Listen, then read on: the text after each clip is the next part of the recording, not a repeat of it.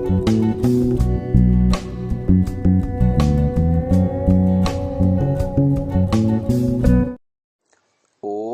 नमस्ते जी। 70वीं श्रव्य कणिका दयानंद दिवाकर, लेखक श्री आदित्य मुनि जी, वानप्रस्थ। हम चतुर्थ अध्याय दिवाकर का बाह्य जगत में विचरण के अंतर्गत लेह लद्दाख आदि शहरों की यात्रा के बारे में आपको सुना रहे हैं। अगला शीर्षक है लेह शहर से हिमिस गोम्पा। यह गोम्पा लेह शहर से 3 योजन पूर्व दिशा में है। बगल में ही स्योक नामक गांव में लद्दाख के शेष राजवंशधर बहुत ही विलासिता और कर्जे से बंधे हुए रहते हैं। पहाड़ी मार्ग छोड़कर स्वामी दयानंद मैदान के रास्ते से हिमिस की ओर प्रस्थित हो गए। उनके साथ 2 बौद्ध साधु और थे। इस प्रकार ये सब लोग वहां पहुंच गए थे। इनके पहुंचने पर वहां के भिक्षु लोग बहुत ही प्रसन्न हुए थे। इस विषय में साप्ताहिक हिंदुस्तान 29 मई 4 जून 1983 की पाद टिप्पणी है। मध्य सितंबर 1855 तक स्वामी दयानंद हिमिस गोम्पा पहुंच गए थे कि जिस समय की यहाँ फसल काटी जाती है। इसके बाद लंबी शीत ऋतु प्रारंभ हो जाती है। कहीं पानी नहीं रहता, धरती जम जाती है। 6 महीने की अवधि तक सारी प्रकृति सुप्त हो जाती है, मानो काल भी सो जाता है। अपवाद रूप से सूर्य प्रकट होता है, जो मामूली सी ऊष्मा देता है। अगला शीर्षक है लद्दाख प्रदेश में। लामा स्वामी दयानंद को देखकर बहुत आदर के साथ हिमिस मठ दिखाने के लिए उन्हें भीतर ले गया था। लगभग 5-6 बीघा भूमि पर उन्होंने बहुत कुछ देखा था। वहां 150 भिक्षु अपने अपने अलग अलग कक्षों में रहा करते हैं। ऊंचे घर में मठाधीश यानी खेम्पो में रहते हैं, जो तिब्बती भाषा के अतिरिक्त थोड़ी थोड़ी हिंदी और अंग्रेजी भाषा भी जानते हैं। उनसे तिब्बत और बौद्ध धर्म के बारे में स्वामी दयानंद का वार्तालाप हुआ था। उनके मुख से उन्हें आश्चर्यजनक समाचार मिला था। तिब्बत के लामाओं ने कहा था कि ईसा किसी प्रकार कब्र से मुक्त होकर छिपते छिपते कश्मीर में आए थे। इस विषय में पाद टिप्पणी है। परंतु जब मैं अर्थात पादरी जॉन रॉबसन ख्रिस्त के पुनरुत्थान पर पहुंचा तो उन्होंने अर्थात दयानंद सरस्वती ने मुझे फिर रोका और पूछा कि क्या ख्रिस्त का शरीर फिर उठा था, क्योंकि उन्होंने ऐसी घटना पहले कभी नहीं सुनी थी। बहुतों ने दंडी जी अर्थात स्वामी दयानंद सरस्वती से असंतोष प्रकट किया कि उन्होंने जब ख्रिस्त धर्म का मर्मस्थल उनके सम्मुख रखा गया तो उस पर आक्रमण करने की आनाकानी की। पुनरुत्थान की साक्षी का तो अब सर्वथा भांडा फूट गया है और सिद्ध हो गया है कि वह इंद्रजाल सर्वांग में पीछे से गड़ा गया है। वास्तव में ख्रिस्त का सूली पर प्राण वियोग नहीं हुआ था और वह जीवित ही कब्र से निकाल दिया गया था। महर्षि दयानंद सरस्वती का जीवन चरित्र भाग 1 पृष्ठ संख्या 125 से 126। तिब्बत के लामाओं ने कहा कि ईसा किसी प्रकार कब्र से मुक्त होकर छिपते छिपते कश्मीर में आ गए थे। वे तथागत बुद्ध या गौतम बुद्ध की तरह ईसा बुद्ध नाम से प्रचलित थे। जीव बहुत जीवनों में साधना करते करते बोधिसत्व बन जाते हैं और वे साधना करते करते आगे जाकर बुद्ध बन जाते हैं। ईसा इसी रूप में बुद्ध बन गए थे। ईसा बहुत शिष्यों के साथ कश्मीर के मठ में रहते थे। उनके दर्शन के लिए देश देशांतर के भक्त लोग आया करते थे और उनके शिष्य बनकर जीवनों को धन्य मानते थे। उस समय तिब्बत के रहने वाले जिन्होंने ईसा को अपनी आंखों से देखा था और जिन वणिक लोगों ने दंड प्राप्त ईसा को वध स्तंभ पर देखा था, उन्हीं के मुख से सुन सुनकर ईसा की मृत्यु के 3-4 वर्षों बाद सर्वप्रथम ईसा की जीवनी पाली भाषा में लिखी गई थी। न मालूम वह पुस्तक कहाँ है। कोई कहते हैं कि ईसा योगी सन्यासी के रूप में भारत के आबू पर्वत में भी गए थे। इस विषय में पाठ टिप्पणी है। यीशु एक उस समय के जंगली मनुष्यों से कुछ अच्छा था। न वह करामाती, न ईश्वर का पुत्र और न विद्वान था, क्योंकि जो जैसा होता तो ऐसा दुख क्यों भोगता। सत्यार्थ प्रकाश 13वां समुल्लास। फिर आगे, ईसा महापुरुष अवश्य थे, परंतु यह बात मिथ्या है कि वह सबके पाप अपने ऊपर ले चले गए। महर्षि दयानंद सरस्वती का जीवन चरित्र भाग 1 पृष्ठ संख्या 244।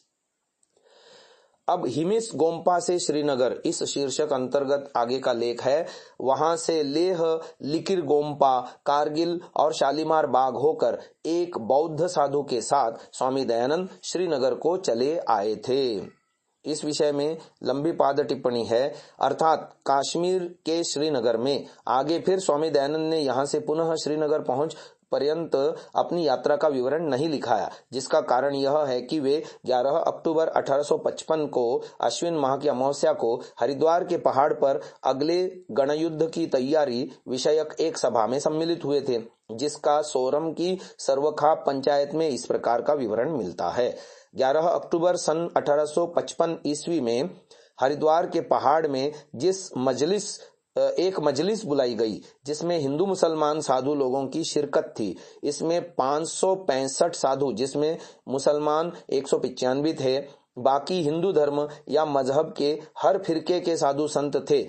कई के नाम ऐसे हैं: पूर्णानंद, अंधे साधु विरजानंद, अखिलानंद, दयानंद, गोल मुंह वाले नौजवान थे, भोलानंद, मीरानंद, लज्जानंद, श्यामगिरी गोसाई, रामगिरी गोसाई, पूर्णदास उदासी, गौरीनाथ, समुद्रनाथ, महंत उदमी सिख, भगवान दास वैरागी, चार नागे बाबा, गर्ज हर फिक्र के, अशफाकुल्ला, मौलवी नसरत अली, मौलवी साई, साबिर शाह, मीर हसन जलाली फकीर, गुलामदीन फकीर, पंडित शोभाराम, रामदास भाट, रहतुराम जोगी, मोहनलाल जाट, हरियाणा की पंचायत व मंत्री सर्वखापका, तिलक रामादी त्यागी हरियाणा के उपमंत्री, शोभाराम कायस्थ उपमंत्री, मामचंद राजपूत उपप्रधान, सगवा भंगी उपसेना नायक, शिवराम जाट प्रधान सेनापति, भगवत गुर्जर उपसेनापति।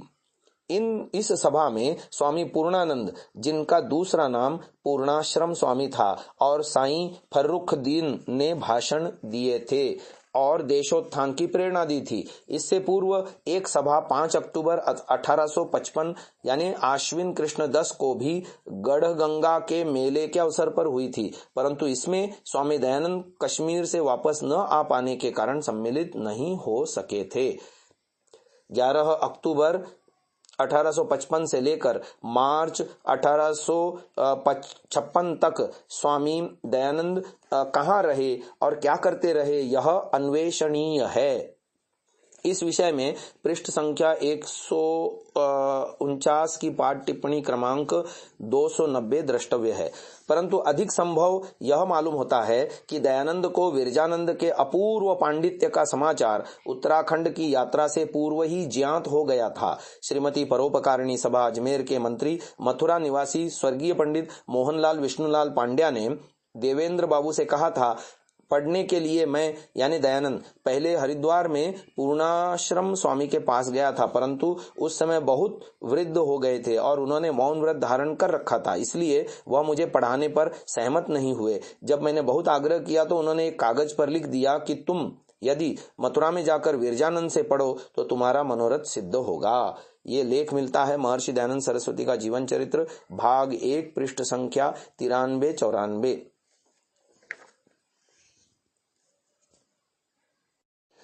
आगे शीर्षक आ रहा है उत्तराखंड भ्रमण, और चैत्र शुक्ल कृष्ण पक्ष से कार्तिक संवत 1913 विक्रमी पर्यंत।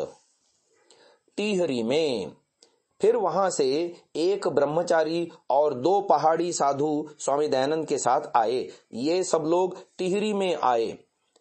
इस विषय में पाद टिप्पणी है, उत्तराखंड की यात्रा का यहाँ से प्रारंभ हो रहा अगला विवरण न्यूनातिन्यून 8 माह का है। पंडित ईश्वर चंद्र विद्यालंकार ने इसे 9 माह का माना है, और यह सर्वज्ञात तथ्य है कि बद्रीनाथ मंदिर के पट प्रतिवर्ष 20 नवंबर को या इससे पूर्व बंद कर दिए जाते हैं, क्योंकि वहां शीतकाल में नवंबर मास में बर्फ पड़ने लगती है। बद्रीनाथ के रहने वाले इधर नीचे जोशी मठ की ओर आ जाते हैं। बद्रीनाथ मंदिर के मुख्य पुजारी रावल जी तथा मंदिर के प्रबंधक व कर्मचारी गण सभी जोशी मठ में आ जाते हैं और यहाँ ही मई के प्रथम सप्ताह तक पूजा करते हैं। इस स्थान में एक प्राचीन मंदिर विद्यमान है, उसी में बद्रीनाथ के नाम से पूजा होती है। उत्तराखंड के वन पर्वतों में ऋषि दयानंद, पृष्ठ संख्या 40-41। इससे यह निष्कर्ष निकलता है कि स्वामी दयानंद द्वारा उत्तराखंड की इस यात्रा का आरंभ 20 मार्च के आसपास किया गया होगा। तभी वे 20 नवंबर से कुछ पूर्व बद्रीनाथ पहुंचकर वहां के महंत रावल जी से भेंट और चर्चा कर पाए होंगे। परंतु ऐसा करना 1855 ईस्वी में तो 14 अप्रैल तक कुंभ मेले में ही सम्मिलित रहने और बाद में कुछ दिन ऋषिकेश में बिताने के कारण संभव ही नहीं था। अतः निश्चित रूप से ही उत्तराखंड की यह यात्रा 1856 ईस्वी तदनुसार संवत 1912-13 विक्रमी में की गई है। इस समस्या के समाधान के रूप में पंडित हरिश्चंद्र विद्यालंकार को यह कल्पना करनी पड़ी कि ऐसा प्रतीत होता है कि 1911 के आरंभ में ही वे उत्तराखंड में पहुंचे और बीच में 1912 के कुंभ पर हरिद्वार में भी गए। महर्षि दयानंद सरस्वती, पृष्ठ संख्या 30। पंडित जी की यह कल्पना स्वयं स्वामी दयानंद के लेख द्रष्टव्य इसी पुस्तक का पृष्ठ संख्या 140 और पाठ टिप्पणी क्रमांक 272 के विरुद्ध है और व्यतिक्रम के रूप में है। आज की इस चर्चा को यहीं विराम देते हैं। ओम।